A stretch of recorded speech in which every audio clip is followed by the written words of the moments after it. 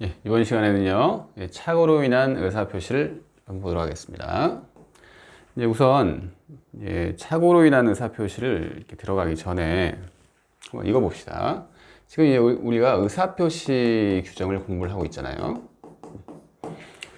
제일 첫 시간에, 의사표시 첫 시간에 이렇게 표를 보면서 제일 처음에 비진의 의사표시가 있고, 아마 34페이지? 33페이지 정도 나오는 개념으로 그 표인데요.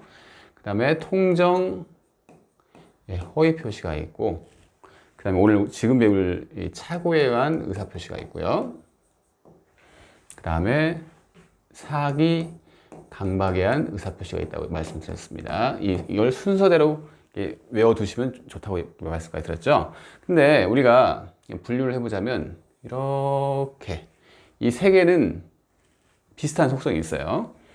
우선 사기 강박은 하자에 있는 의사표시라고 합니다. 하자. 무슨 얘기냐면 이 사기 강박은 의사와 표시는 일치를 하는데 이 의사 형성 과정에서 하자가 있는 거예요. 상대방이 사기를 쳤다든지 상대방이 강박 행위를 해가지고 그 의사 형성 과정에서 문제가 생겨가지고 그 상태에서 표시를 한 겁니다. 그래서 의사와 표시의 불일치는 없어요. 근데 이 세 개는요, 지금 여기 차고도 마찬가지고요. 의사와 표시가 일치를 하지 않습니다. 비진의 표시는 표의자가 의사와 표시가 불일치한다는 사실을 알면서 하는 행동이고, 의사표시고요. 통정은 표의자가 의사와 표시가 불일치한다는 것을 알면서 상대방이랑 통정을 하면서 하는 거예요. 통정을 하면서 합의를 했다는 얘기죠.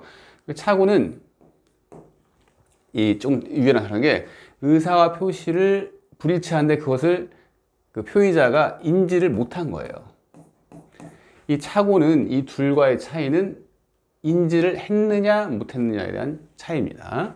그래서 우리가 배우는 착오에 의한 의사표시가 이런 특성이 있습니다. 한번 이것을 표를 가지고 한번 봅시다. 이제 착오의 개념을 잡기 위해서 이 표를 한번 만들어 봤는데요. 보면요. 우리가 의사표시를 하는 과정에서 우선 동기가 생긴다고 그랬죠? 동기가 생겼습니다. KTX역이 들어온다네? 이런 동기가 생겼어요. 그래서 그 동기가 생겨서 어떤 그 효과 의사가 만들어져요. 내가 이 땅을 사볼까 하는 효과 의사가 만들어집니다. 그래서 그 효과 의사를 바탕으로 표시를 하는 과정을 거치게 되는 거죠. 근데 우리가 지금 착오의 개념에 대해서 살펴보고 있는 건데요. 표의자가 이걸 인지를 못하면서, 이게 불일치한다는 걸 인지를 못하면서 표시 얘기를 한 겁니다. 이걸 이제 우리가 책에 있는 케이스를 보면서 한번 살펴보도록 할게요. 봅시다. 케이스 1. 케이스 1번에서 A토지 주변에 KTX역이 들어선다는 소문을 듣고 갑은 A토지에 대한 매수 의사표시를 하였다. 그러나 소문은 허위 사실이었다. 여기는 KTX역이 들어선다는 소문이 허위죠. 이 사람이 그 토지를 매수하려고 하는데 그 매수 의사표시는 뭐 잘못된 게 없어요. 근데 이 동기에서 문제가 생긴 겁니다. 이 동기에서 착오가 있는 거예요. 그래서 잘못된 동기를 가지고 효과 의사가 형성이 됐어요. 그래서 의사표시를 한 거죠. 이것을 동기의 착오라고 합니다. 동기의 착오요. 두 번째 볼까요? 두 번째는 호주에 놀러간 갑은 우연히 경매시장을 방문하였는데 마음에 드는 물건이 있어 $1,000에 사겠다는 의사를 표시하였습니다. 그러니까 여기서는 마음에 드는 물건이 생겼다, 이게 동기인데 뭐 문제될 거 없죠. 근데 이 사람은 호주에서 지금 경매시장에 한 거예요. 호주 돈인데 달러를 쓰는데 호주 달러랑 미국 달러가 그 가치가 동일하지 않습니다. 근데 같은 가치라고 생각을 하고 의사표시를 한 거예요. 이것을 착오인데 이걸 내용상의 착오라고 합니다. 케이스 3번이요. 3번에서는 A 토지에 대한 계약서에 100만 원이라고 적는다는 것을 1000만 원이라고 잘못 적었습니다. 보면 뭐 동기나 효과의사 이런 것은 문제가 없는데 표시를 잘못한 거죠. 이걸 표시상 착오라고 합니다. 아시겠죠? 근데 이게 이제 왜 이 케이스를 제가 예를 들었냐면, 다시 그 표를 한번 가봅시다. 동기의 착오는 이게 이 동기가 착오가 있는데 효과의사랑 표시는 일치를 해요. 이게 착오가 있을 뿐이에요. 그래서 일반적인 착오랑 다르다는 얘기를 하는 거예요. 동기의 착오는 조금 일반적인 착오랑 다르다. 예, 아시겠죠? 내용상 착오나 표시상 착오는 이 두 가지, 그 효과의사와 표시가 일치하지 않는 경우인데, 이 표시상 착오는 표시를 잘못한 거고, 내용상 착오는 자기가 어떻게 생각을 했느냐, 효과의사를 좀 잘못 착각을 한 거죠. 그래서 이 내용상 착오와 표시상 착오는 이 두 가지가 일치하지 않는 일반적인 착오입니다. 수험에서 이 착오도 이제 종종 시험에 나오는데요. 수험에서 이 동기의 착오가 중요합니다. 왜냐하면 일반적인 착오랑 좀 다른 그 어떤 형태를 가지고 있잖아요. 그리고 이 표시상의 착오가 또 중요한데, 이 내용상의 착오는 별로 중요하지는 않습니다. 이런 기본적인 것을 한번 생각을 하고 한번 다시 교재로 가봅시다. 그래서 케이스를 봤죠. 이 109조에 착오로 인한 의사표시는 109조에 규정이 되어 있는데 한번 읽어봅시다. 의사표시는 법률행위 내용의 중요 부분에 착오가 있는 때는, 중요하지 않으면 착오를 못해요. 중요 부분입니다. 그리고 우리가 지금 그 비진의 표시랑 그 다음에 통정어의 표시는, 얘는 원칙적으로 무효이고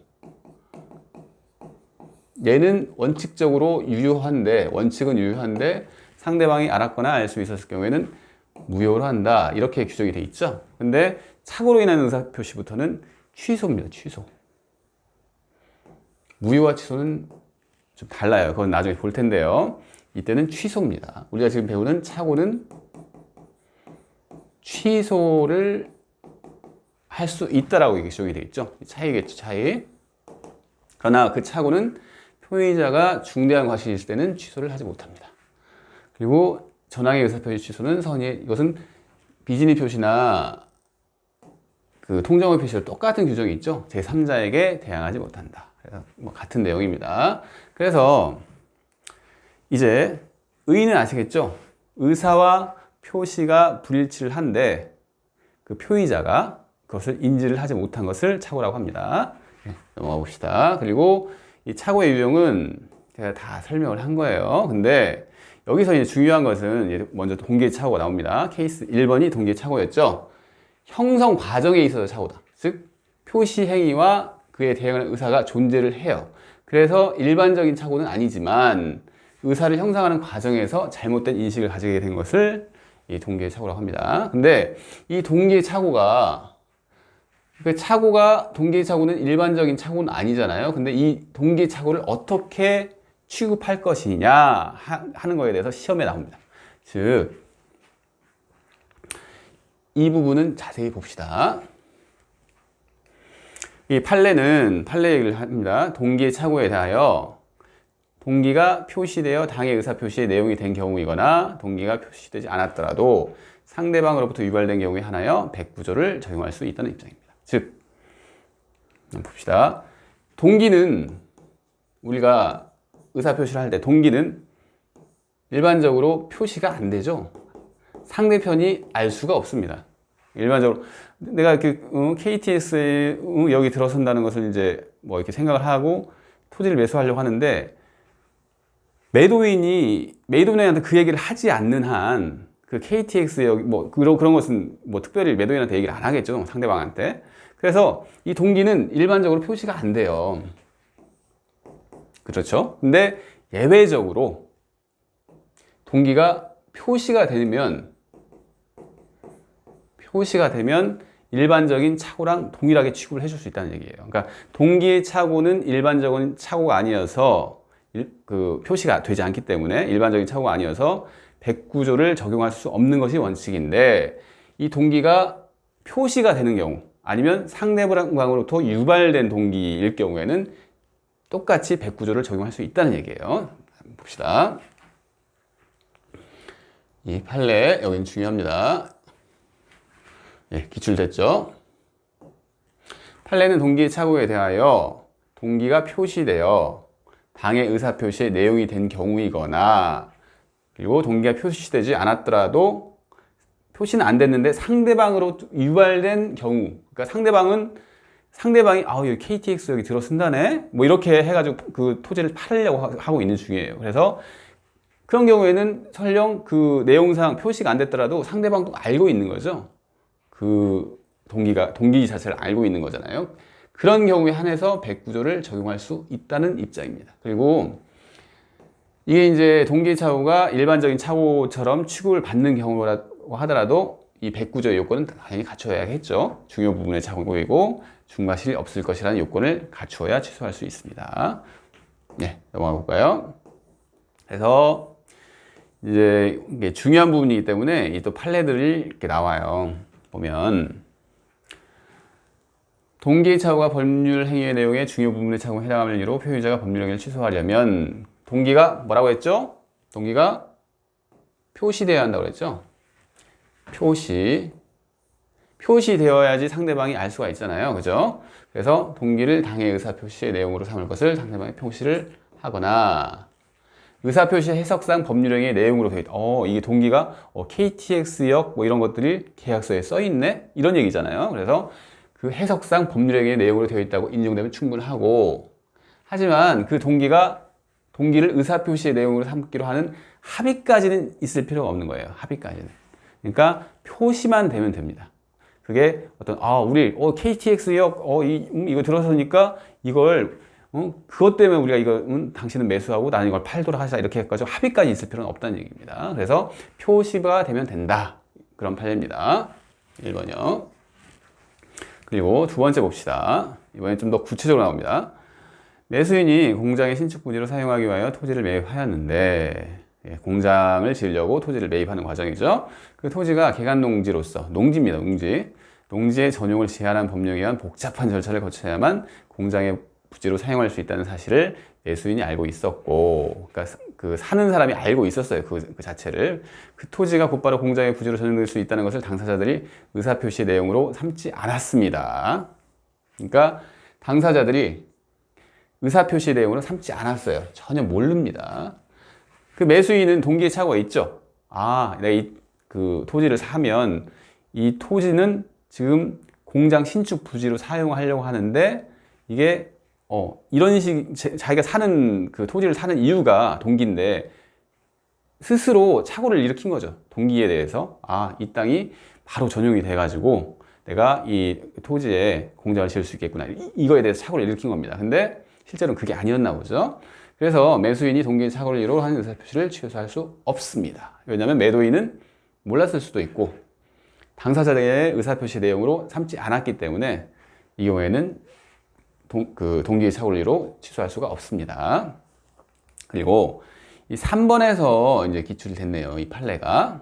이게 무슨 얘기냐면 시로부터 공원휴게소 설치 시행 허가를 받음에 있어 담당 공무원이 법규 오해로 인하여 잘못 회시한 공문에 따라 동기의 착오를 일으켜 법률상 기부채납 의무가 없는 휴게소 부지에 16배나 되는 토지 전부와 함께 휴게소 건물을 시에 증여를 했습니다. 휴게소 부지와 그 지상시설물에 관한 부분을 제외한 나머지 토지에 관해서만 중요 부분에 관한 착오라고 보는 사례입니다. 이거 한번 설명해 보겠습니다. 무슨 얘기냐면 여기서 우리가 법률행위는 뭐죠? 여기서 증여죠. 현재 증여를 한 거예요. 어떤 사람이. 그죠? 무슨 얘기냐면 시에다가 뭐 서울시라고 합시다. 증여를 했어요. 어떤 사람이 갑이라고 해봅시다. 갑이 증여를 했어요. 어떤 토지를 제외하면 휴게소 플러스 휴게소 부지 플러스 16배 되는 토지. 휴게소 부지의 16배 엄청나게 큰 토지겠죠. 토지를 시에 증여를 한 거예요. 근데 이 증여를 하는 과정에서 보니까 서울시 공무원이 있겠죠. 이 공무원이 당신이 갑이 휴게소에다 여기서 장사를 하려면, 휴게소를 당신이 장사를 하려면 이만큼 땅을 기부를 해야 돼. 이런 식으로 담당 공무원이 법규 오해로 인하여 잘못 회시한 공문이죠, 이 내용이. 그래서 이 사람이 내가 증여를 해야겠고, 그래서 그 담당 공무원의 이 잘못된 생각 때문에 이 사람이 내가 이걸 증여를 해야 하는가 보다 하면서 이 잘못된 동기를 가지고 의사가 생겨서 그에 따라서 증여를 한 거죠. 근데 이게 잘못됐습니다. 그래서 이런 경우에 공무원이 동기를 유발했죠.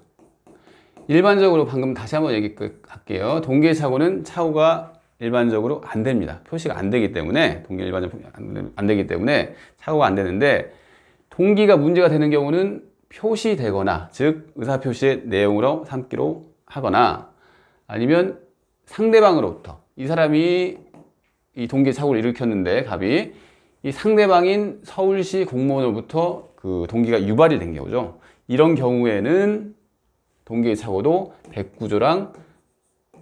109조에 있어서의 그 착오랑 동일한 취급을 하겠다는 얘기입니다. 그래서 다시 봅시다. 여기서 그러니까 원칙적으로는 기부채 납부무, 즉 이 토지를 증여를 하긴 해야 돼요. 하긴 해야 하는데 그 16배나 되는 토지를 증여할 필요는 없고 휴게소 부지 정도만 증여를 하면 되는 거예요. 휴게소 부지. 원칙적으로 휴게소 부지 정도만 증여를 하면 되는데, 휴게소 부지와 그 지상 시설물 정도만 증여를 하면 되는데, 이 그 담당 공무원이 16배나 되는 토지를 다 증여라고 한 거죠. 그래서 이런 경우에는 정상적인 부분이 있죠. 증여 중에서 이것은 정상이에요. 즉 휴게소 부지랑 그 건물이 있겠죠. 이 건물을 증여하는 건 맞아요. 이 사람이 장사를 하려면. 하지만 나머지 토지요. 이 경우에는 증여를 할 필요가 없는 거죠. 나머지 토지요. 근데 이 전체를 취소를 하면 안 되잖아요. 그래서 이 부분만, 잘못된 부분만 취소의 요건을 갖췄으니까 취소를 한다는 얘기예요. 이 부분은 살려둔다는 얘기죠. 휴게소 부지 건물 증여는 살려둔다는 얘기입니다. 아시겠죠? 그 내용입니다. 기출을 낸 내용이죠. 봅시다. 그래서 이제 동기의 착오에 대해서 한번 다 살펴봤고요. 내용상 착오는 특별히 중요하지 않습니다. 표시상 착오는 이 판례가 기출이 됐습니다. 무슨 얘기냐면, 우리가 표시상 착오는 표시를 잘못한 거죠. 표시를 그 생각을 잘못한 건 아니에요. 이렇게 하겠다, 자기가 이런 효과가 다 생겼다, 이걸 잘못한 게 아니라 이걸 잘못한 거예요. 판례를 한번 봅시다. 신원보증서류에 서명 날이 난다는 착각에 빠진 상태로 이 사람은 어디다 서명을 하려고 했죠? 내가 지금 서명을 하는데 내 행위는 어떤 행위다? 신원보증서류에 내가 이걸 서명을 한다. 의사는 신원보증에 대한 의사죠. 그죠? 하지만 그 착오에 빠져가지고, 그러니까 표시를 잘못한 거죠. 일치가 하지 않는데 어디다 서명을 했죠? 연대보증서면에 표시를 했죠. 표시를 잘못했습니다. 나는 내가 이게 사인한 것은 신원보증서류에 하려고 하는 거야, 이렇게 생각했는데 알고 봤더니 연대보증서류인 줄 알았네요.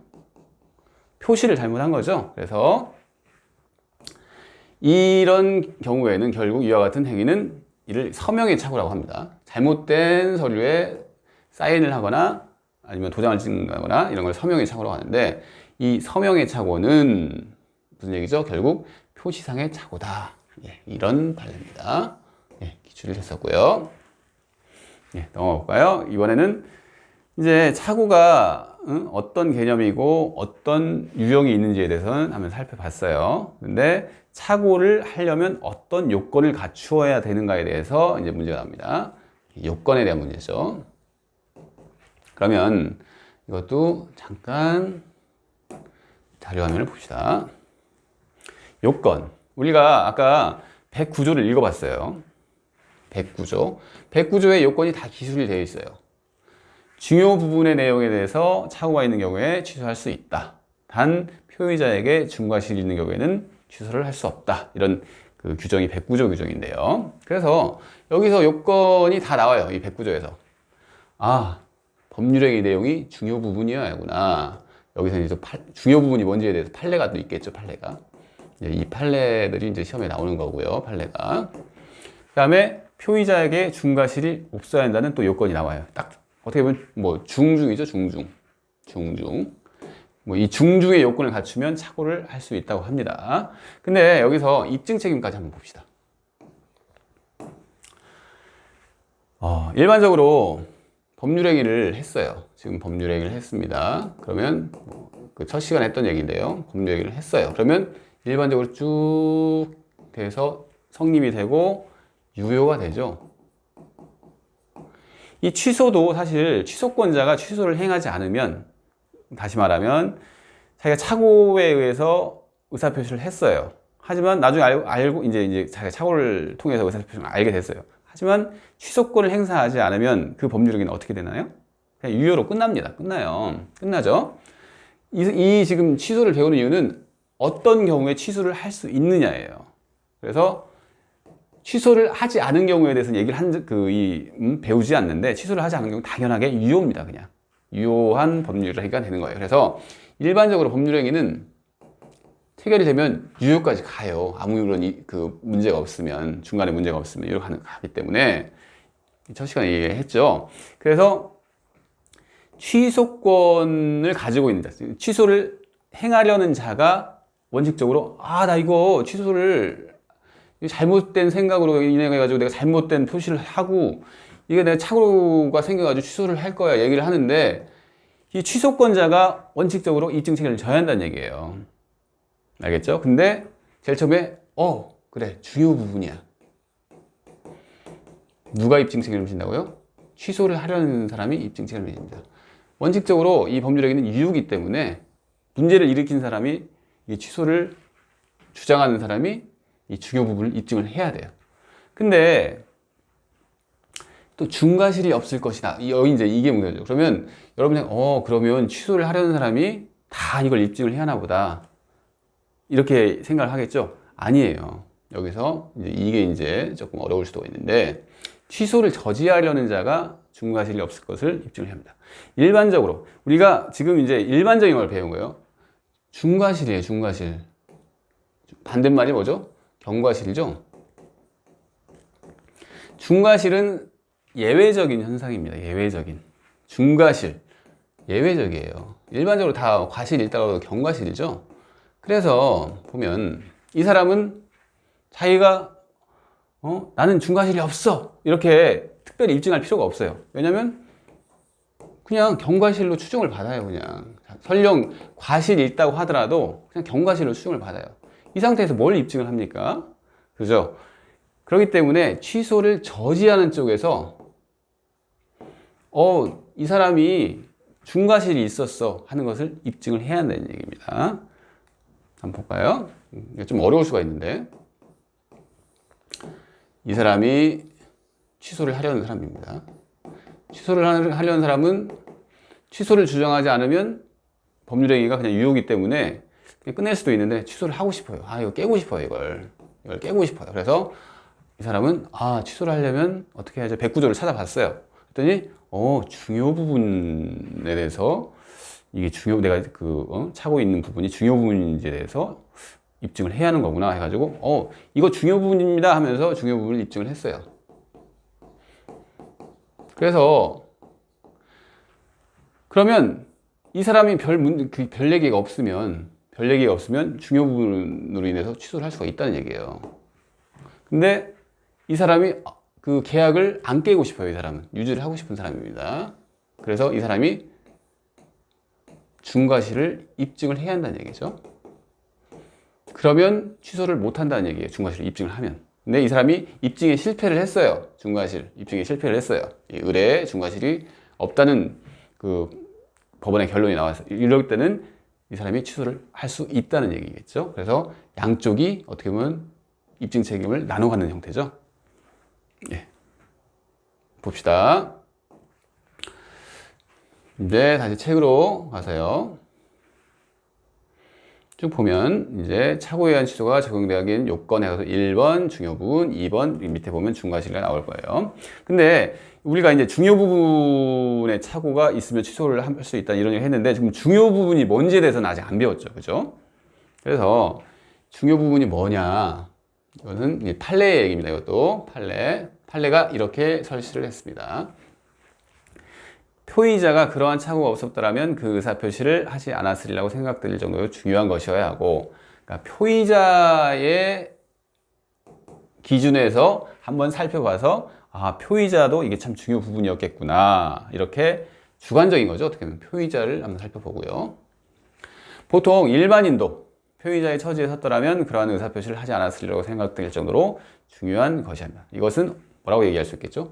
객관적으로 판단을 한다는 이거죠. 이 두 가지를 다 통과를 해야 합니다. 그러니까 아, 중요 부분이라고 판단하려면 아, 표의자도 이 상황에서 보면 아, 이게 이런 착오가 없었으면 의사표시를 하지 않았을 것 같아.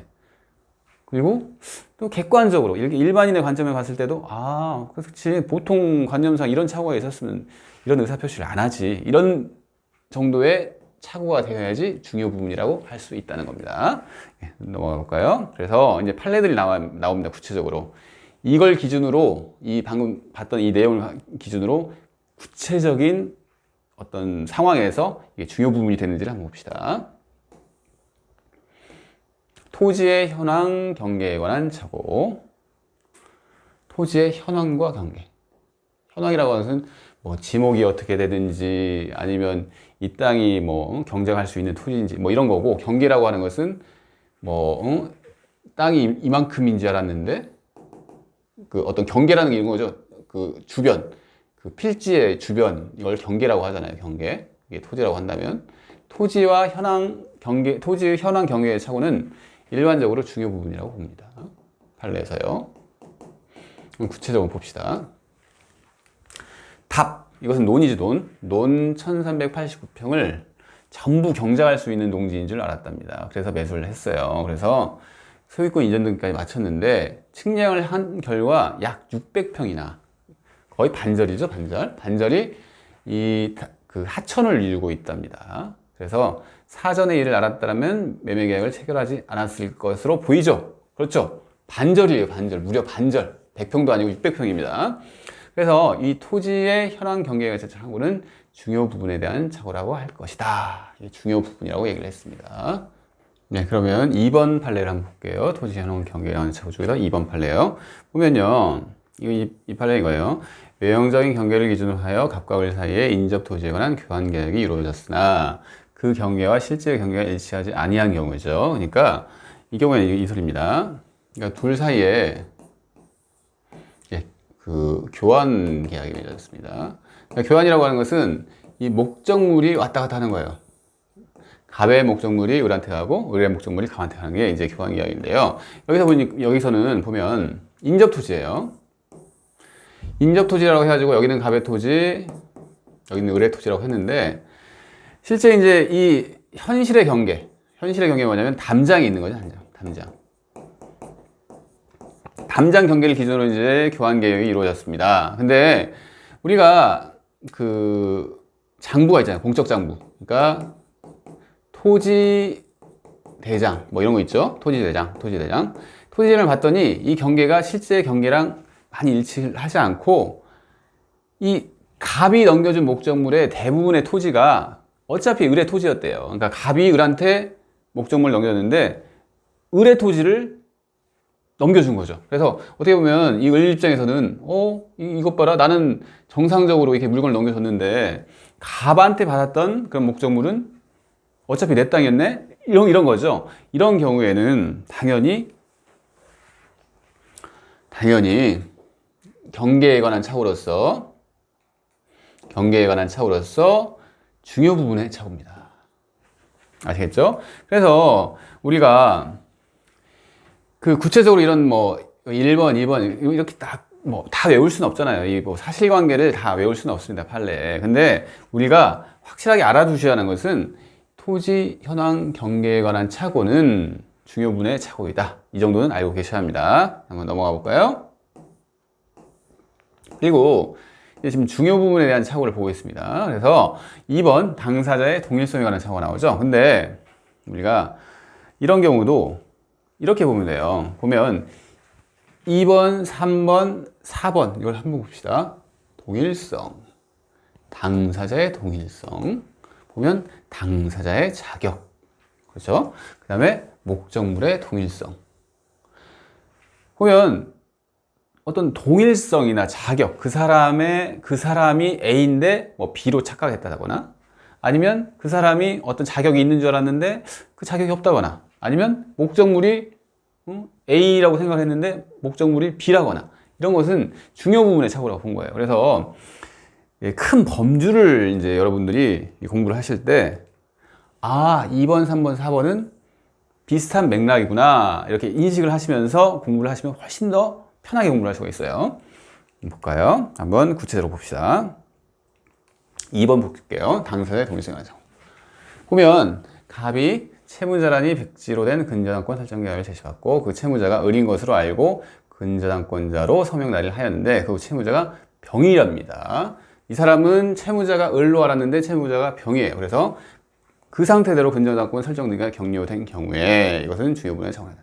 이거는 한번 봅시다. 여러분들이 이 갑이라는 사람이 있습니다. 그리고 이 을이라는 사람이 있어요. 이 사람이 채권자, 채무자예요. 우리가 보증이라는 얘기는 참 많이 들어봤을 거예요. 보증. 보증이 뭐죠? 이 채무자의 채무를 어떤 사람이 보증을 해준대요. 보증. 그죠? 즉, 이 사람이 정상적으로 채무를 안 갚았을 경우에는 이 사람도 책임을 져야 하는 거예요. 이게 이제 보증의 관계인데, 보증계약은 채권자랑 보증인 사이에 계약을 따로 맺습니다. 보증계약이라고요. 근데 우리가 지금 우리가 이 보증에 대해서는 시험 범위는 아닌데, 물상보증이라고 있습니다. 물상보증. 이 사람이 물상보증인이 된 거죠. 물상보증 계약을 체결한 거예요. 무슨 얘기냐면, 물이 한자로 쓰면 이거예요. 물건을 가지고 보증을 쳤었던 사례예요. 훨씬 강력하겠죠. 물건.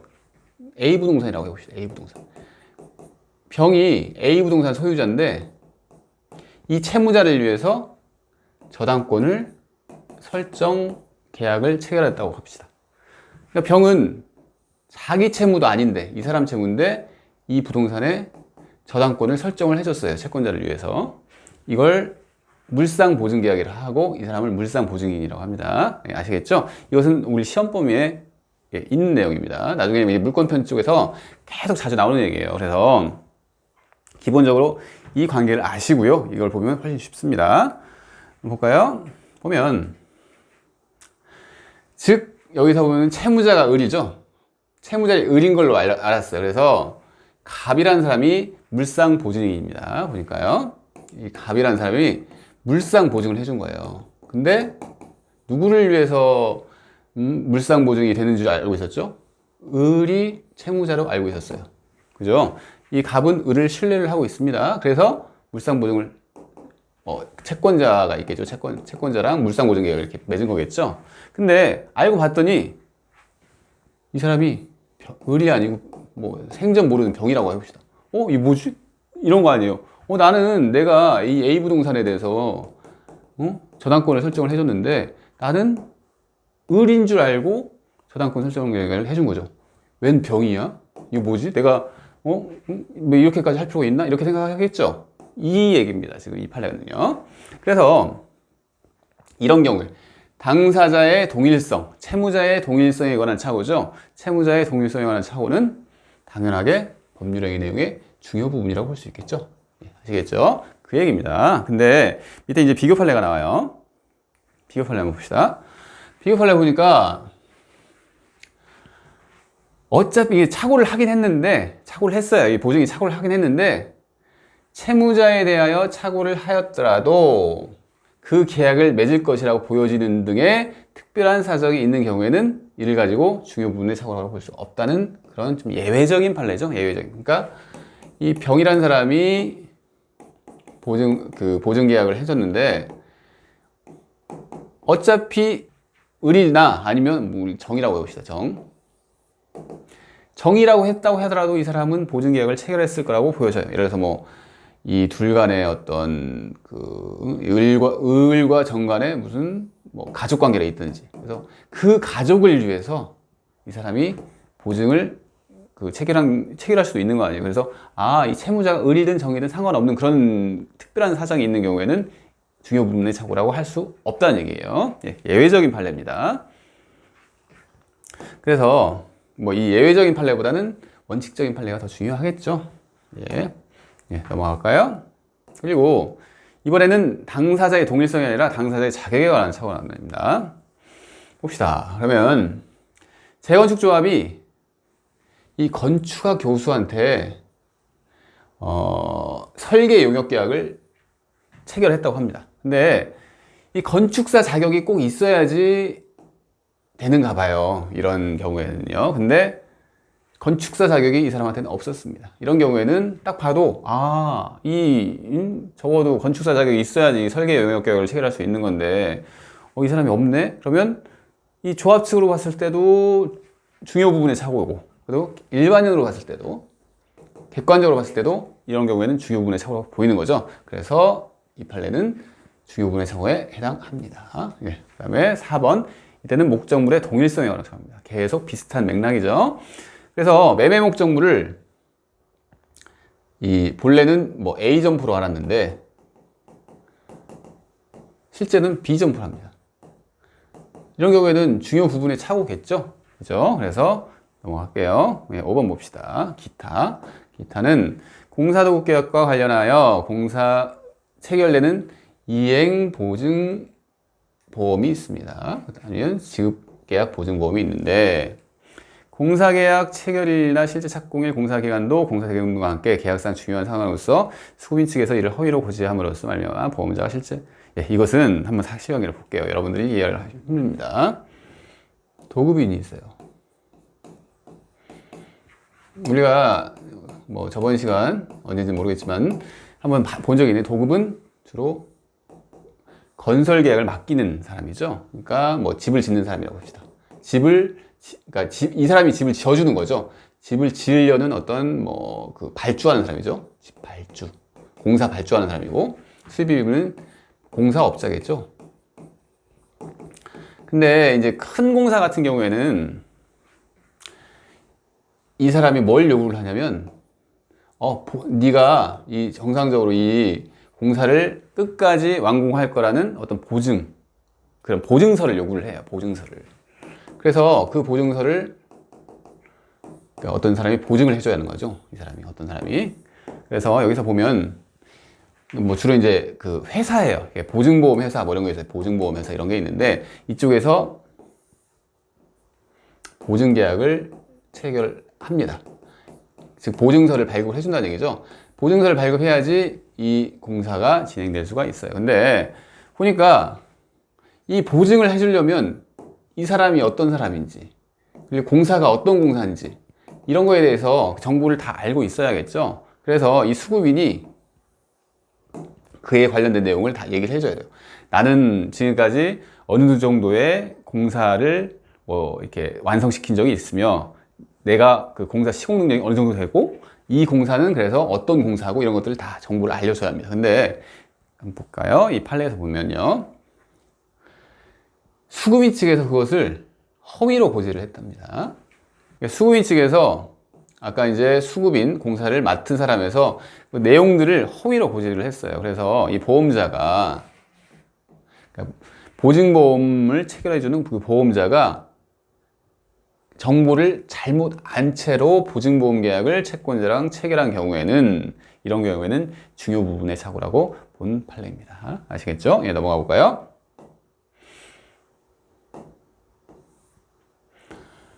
이번에는 중요 부분의 착오가 아니라고 인정한 판례를 봅시다. 보면 시가, 여기서 핵심 키워드는 시가예요. 그냥 가격에 대해서 착오를 했어요. 그러니까 매수인이 물건을 사면서 이게 뭐 100만 원이네? 뭐 이렇게 생각했는데 뭐 한 120만 원? 이런 거에 착오가 있었어요. 이런 건 중요 부분은 아니라는 얘기죠. 그러니까 착오일 수는 있어도 중요 부분이 아니라는 얘기예요. 중요 부분의 착오는 아니다. 그리고 2번 봅시다. 중요 부분의 착오를 배우고 있어요. 근데 경제적인 불이익이 없답니다. 경제적인 불이익을 입은 것이 아니라고 한다면 당연히 중요 부분의 착오라고 할 수 없겠죠. 당연한 얘기입니다. 볼까요? 관련 판례를 볼까요? 보증 대상 기업의 담보물에 가압류가 없는 것으로 믿고 보증을 했답니다. 근데 그 가압류가 피보정 권리가 없이 부당하게 집행된 것으로 밝혀졌어요, 결국. 그러니까 이 보증이 어떤 착오에 의해서 가압류가 없다고 생각하고 보증을 한 거죠. 근데 이 착오에 의해서 어떻게 보면 보증을 했는데 가압류가 피보정 권리 없이 부당하게 집행돼. 어차피 이 가압류는 효력이 없는 가압류였답니다. 효력이 없는 가압류. 부당하게 집행된 거기 때문에 이 가압류는 효력이 없어요. 그래서 실제로는 가압류가 없게 되는 거죠. 그래서 뭐 착오가 있는 게 있나요? 이 경우에는? 없죠. 그러니까 경제적인 뭐 불이익이 발생되지 않는다는 얘기예요. 네, 그 판례고요. 3번 볼까요?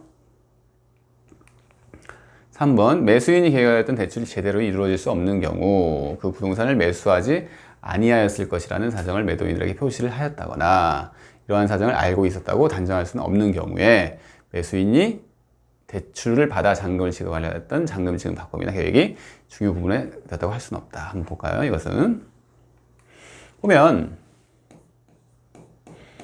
이 사람이 이제 물건을 사면서 이 A 부동산이라고 해봅시다. 하는데 자기 자력으로는 이 A 부동산을 살 만한 돈이 없어요. 자력이 없어요. 그래서 은행의 도움을 받죠, 주로. 은행에. 그래서 대출을 받아서 이 부동산을 사야겠다. 이렇게 계획을 하고 있는 사람입니다.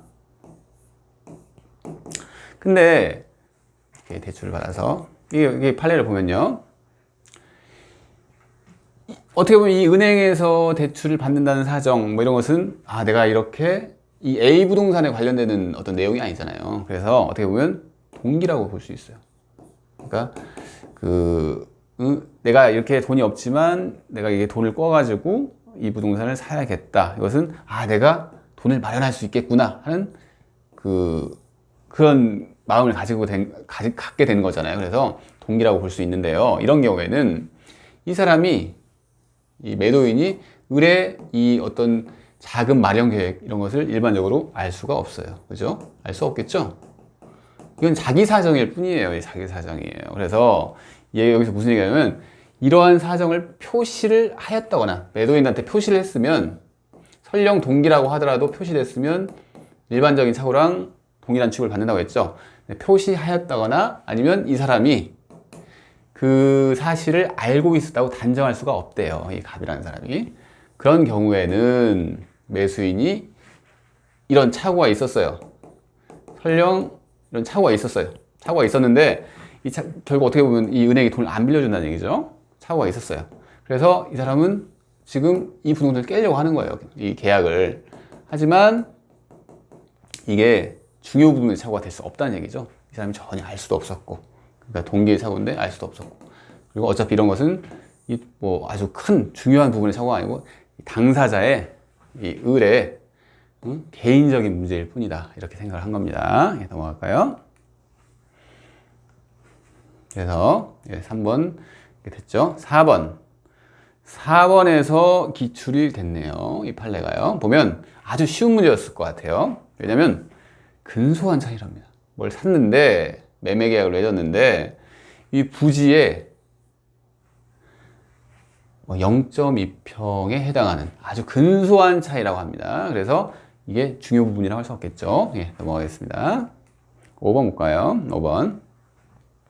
임대차 계약은 당사자 한쪽이 상대방의 목적물을 사용 수익하게 할 것을 약정하면 되는 것이고 나아가 그 목적물에 대하여 소유권 기타 그것을 처분할 권한이 임대인에게 있어야 되는 것은 아니기 때문에 목적물이 반드시 임대인의 소유일 것을 특히 계약으로 삼은 경우라야 그걸 특별히 그 계약의 내용으로 삼았으면 모를까 그게 아니라면 임차인이 임대차 계획을 취소할 수 있다. 그 경우에만 취소할 수 있고 그렇지 않은 경우에는 취소할 수 없다는 얘기겠네요. 한번 봅시다. 우리가 일반적으로 봤을 때 이제 임대차 계획입니다. 임차인이에요. 임차인인데 이 갑이 어떤 사람이어야 하느냐 이 소리예요. 그러니까 일반적으로는 소유자가 그 물건을 빌려주겠죠. 하지만 여러분들이 이제 처음 공부를 하시면 당연히 소유자만 빌려줄 수 있지 다른 사람이 빌려줄 사람이 있을까 이렇게 생각할 수가 있는데 그게 아니에요. 우리 법에서는 갑이 지상권자입니다. 지상권이라고 하는 것은 이 사람도 다른 사람으로부터 어떤 물건을 빌려서 사용하고 있는 사람이에요. 지상권자. 그냥 그 정도만 알고 계세요. 우리 이제 시험 범위이긴 하지만 나중에 나옵니다. 아니면 이 사람이 또 임차권자일 수도 있어요. 또 이 사람이 전세권자일 수도 있습니다. 다 사용수익 권능이 있는 사람이죠. 소유자는 사용수익 플러스 처분 권능까지 가지고 있지만 이 사람들은 처분 권능은 없어요. 이 세 사람은. 근데 사용수익 권능은 있는 사람이에요. 남의 물건을 빌려서 현재 사용수익을 하고 있는 사람이 그 와중에 다른 사람을 내가 이걸 빌리긴 했는데 계약 기간이 진짜 많이 남았네. 정말 오래 남았네. 근데 나는 지금 여기서 뭘 할 게 없네 하면서 다른 사람한테 이 사용수익 권능을 넘겨준다는 얘기죠. 이게 가능합니다. 처음 공부하시면 이런 게 잘 이해가 안 되실 거라고 생각이 돼요. 이 소유자가 아닌 사람이 물건을 빌려줄 수 있다고? 우리 그러면 흔히 이런 거 본 적이 있나요? 그러면 이 사람이 소유자고 물건을 상가라고 합시다. 상가인데 이 사람이 상가를 빌려 쓰고 있습니다. 임차인이에요. 근데 임차인이 자기가 경영 능력이 부족한 사람이에요. 그래서 매달 월세가 나갑니다. 매달 적자예요, 적자. 매달 적자. 계속 뭐 이렇게 임대료를 주다 보니 계속 적자. 그래서 근데 계약 기간 아직도 3년이나 더 남았어요. 장기로 계약을 맺은 거예요. 이 사람은 전혀 어떻게 계약이라고 하는 것은 지켜져야 하는 거기 때문에 계속 돈을 받아가는 거예요. 그래서 이 사람이 큰일 났다 이러면서 다른 사람을 구합니다. 내가 계약 기간이 3년이나 남았는데 내가 그냥 좋은 조건으로 그냥 현재 있는 집기 같은 거니까 그냥 다 사용해라 하면서 또다시 임대차를 맺는 경우가 있습니다. 그죠? 이 사람을 뭐라고 하냐? 전차인이라고 합니다. 전이라고 하면 이어진다는 얘기죠. 이어진다는 얘기예요. 이어진다. 그러니까 우리가 지금까지 배웠던 전득자 이런 얘기 배웠어요. 이어서 물건을 얻었다. 이것은 이어서 임차를 했다 이 소리예요. 전차인. 이런 관계가 은근히 많습니다. 보면 상가들 보면 이런 경우 많아요. 임차인이 자기가 새로운 임차인을 구해요. 그래서 이 사람한테 월세를 받아서 이 사람한테 월세를 주는 그런 경우가 많습니다.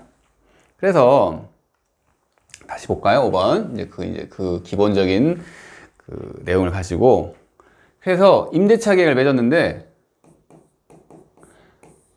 이 사람이 소유자가 현재 아니란 얘기죠. 그래서 이 사람이 착오에 의해서 취소를 주장하려고 하고 있어요.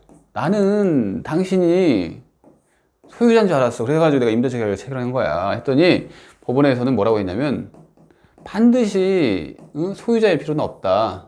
그죠? 그래서 특별히 그 소유자인 것을 의사표시의 내용으로 삼은 경우에 한해서 착오를 이유로 취소할 수 있지 그게 아니라면 그걸 문제 삼지 않았다면 체결 과정에서 체결 시에 문제 삼지 않았다면 이게 취소할 수 있는 사유가 아니라는 얘기를 한 겁니다. 중요 부분이 아니고요. 알겠죠? 그래서 제가 이제 다 끝났는데 판례가 모아놨어요. 중요 부분이 아닌 거. 가격. 제일 처음 시가라고 했죠. 가격. 그다음에 면적에 대한 착오가 좀 있답니다. 면적. 그다음에 경제적 불이익이 발생하지 않는 경우가 있죠. 아까 대출 계획도 있었잖아요. 그리고 임대차의 소유자라고 생각했는데 실제로 소유자가 아닌 경우, 임대인이 이 경우에는 중요 부분의 착오가 아니다. 이렇게 정리를 해놨습니다. 넘어가겠습니다. 그러면 지금 우리가 차고의 요건에 대해서 지금 살펴보고 있는데요. 하나는 봤어요. 중요 부분을 봤는데요. 하나가 뭐죠? 표의자에게 중과실이 없을 것. 이게 요건입니다. 그래서 우리가 아까 입증책 얘기하면서 요건은 뭐라고 했죠? 중요 부분이어야 한다. 그리고 두 번째 뭐죠? 중중이라고 했죠? 중과실이 없어야지 이런 경우에 취소를 할 수 있다. 여기까지 얘기를 했어요. 근데 우리가 그게 약간 별개입니다. 이거는 이렇게 입증 책임. 이 중요 부분 누가 입증을 해야 한다고 했죠? 취소를 하려는 측에서. 왜냐하면 일반적으로 법률적인 성립하면 유효까지 쭉 흐르기 때문에 취소를 주장하는 사람인 표의자가 취소를 주장하는 측에서 입증 책임을 집니다. 근데 중과실이 이 상대편에서 상대방이 중과실이 없다는 것을 입증을 하는 건 아니죠.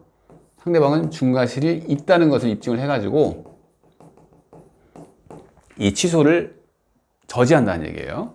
상대방이 중과실을 입증을 해야 한다는 얘기예요. 그러니까 입증 책임이 이렇게 나뉘어진다는 얘기예요. 지금 우리가 이제 그 요건 중에 하나 봤죠. 중요한 부분. 중과실이 없을 거에 대한 요건을 한번 봅시다. 근데 중과실이 뭔지는 그냥 경과실이 아닌가 보다. 조금 과실이 많은가 보다. 이렇게 생각하면 되고 표의자의 직업, 행위 뭐 이렇게 생각할 필요 없어. 이런 거 시험 문제 안 나오고 그냥 중과실이 없을 것. 중과실 이렇게만 기억을 하면 되지 이 구체적인 내용에 대해서 우리는 주관식이 아니잖아요. 주관식은 이거 다 외워야 돼요. 막 다 써야 하는데 그게 아니기 때문에 그냥 중과실이 없으면 취소를 할 수 있구나 이렇게 생각하면 됩니다. 그래서 이제 또 판례예요. 또 계속 판례입니다. 판례. 중과실을 인정한 경우가 있고 인정하지 않은 경우가 있겠죠. 중과실을 인정하면 뭐죠? 상대방이 중과실을 입증을 했어요. 그러면 취소가 안 된다는 얘기죠. 어떤 경우에 중과실이 있는지 한번 봅시다. 어떤 사람이 공장 설립 목적으로 토지를 매수했다고 하는데 그 토지상에 공장을 건축할 수 있는지 여부를 관할건청에 알아보지 아니한 것이죠. 이거 알아보지 않으냐는 사람이 있을까요? 토지를 사는데 공장을 건축하려면 큰 토지를 사는 거잖아요. 그리고 이 공장을 건축하고 아무 데나 건축할 수 있는 게 아니잖아요. 토지에다 용도가 다 정해져 있는데 그래서 이걸 관할건청이 알아보지 않은 것은 당연히 중과실이겠죠. 그리고 중개 거래가 아닌 직접 거래. 그러니까 부동산 중개를 하는데 공인중개사를 통해서 중개를 한 게 아니라 그 당사자 간에 직접 거래하는 경우도 있어요. 근데 직접 거래 시에 공적장부를 당사자가 확인을 안 해봤답니다. 공적장부를 확인하고, 예를 들어서 공적장부라고 하는 것은 토지인 경우에 토지대장이고 건축물대장 이런 것도 있고 등기부도 있고 많죠. 이런 공적장부를 확인하지 않고 결국 매매공포죄 사고가 생겼어요. 여기는 당연히 중과실이 있겠죠. 넘어갈게요. 그 다음에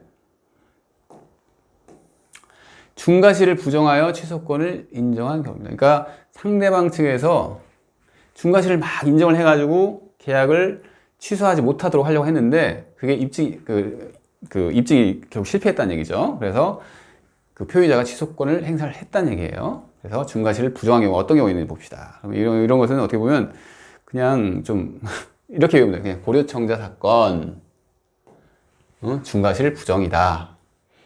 구체적으로 알 필요 없이 그냥 고려청자 하면 중과실 인정되지 않았다. 이렇게 그냥 이해하시면 됩니다. 2번 볼까요? 매매대상 토지 중 20에서 30평가량만 도로에 편입될 것이라는 중개인의 말을 믿었습니다. 중개인의 말을 믿고 주택 신축을 위하여 토지를 매수하였고, 근데 결국 매도인도 알고 있었네요. 197평이 도로에 편입이 됐어요. 매수인 입장에서는 자기가 사게 된 토지가 무려 197평이나 그 도로에 편입되면 상당한 소송을 있겠죠. 그래서 이제 취소를 하려고 합니다. 근데 중요 부분이라는 건 입증이 됐는데 과연 중과실이 없는 거로 그 판단이 돼서 취소를 할 수 있을 것이냐 이게 문제가 된 거예요. 근데 이 경우에는 중개인의 말을 믿었죠. 어떻게 보면 매수인이 과실이 있을 수도 있는데 직접적으로 이 사람이 과실이 있을까요? 네, 중개인의 말을 믿었습니다. 이런 경우에는 과실이 중과실 정도는 없다고 보여주겠죠. 그래서 취소권을 행사할 수 있다는 얘기입니다. 그러니까 여러분이 공부를 하실 때 이런 것도 그냥 어떻게 보면 키워드라는 게 중요해요. 이런 경우에는 고려 정자, 중과실 부정. 그다음에 여기서 보니까 중개인이 나오네.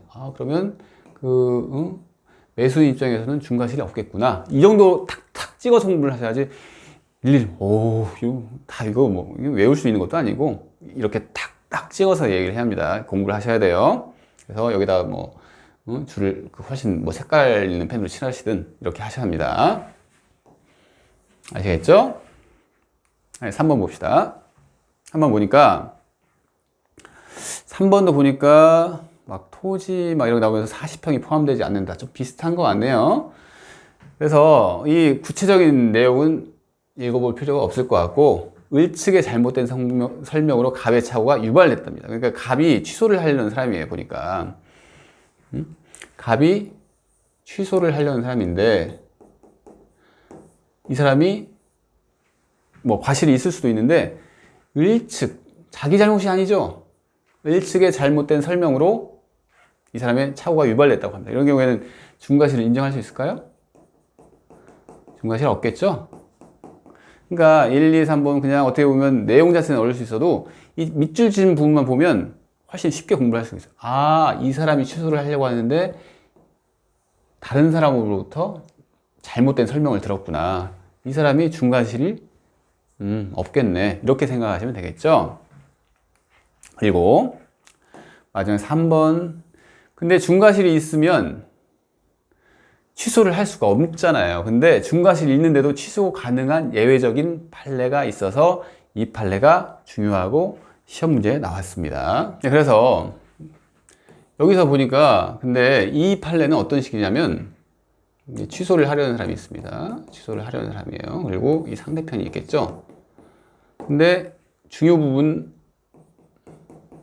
이에요. 하지만 중과실까지 있네요. 이런 경우에는 취소가 안 된다고 했죠. 중과실이 없어야죠. 중과실이 없어야 돼요. 근데 이 중과실이 이 사람이 유도를 했다고 생각해 보세요.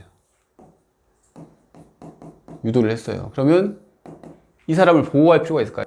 안 된다는 얘기죠. 이런 경우에는 취소를 이 사람을 보호할 필요가 없으니까 설령 이 사람이 중과실이 있다고 하더라도 취소할 수 있다는 얘기입니다. 아시겠죠?